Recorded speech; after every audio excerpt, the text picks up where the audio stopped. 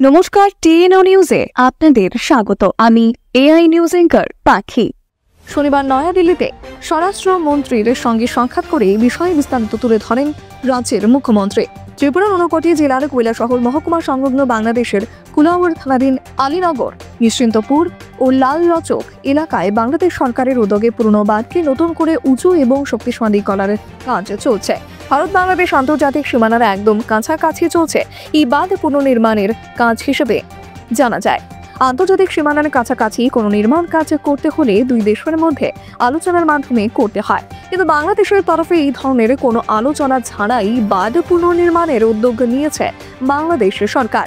গত 15 জানুয়ারি ত্রিপুরা বিধানসভার অধিবেশনে ঘটনাটি তুলে ধরে উদ্বেগ প্রকাশ করেছিলেন কংগ্রেস বিধায়ক বীরজিৎ সিনহা। এরপরই নড়ে চড়ে বসে জেলা প্রশাসন।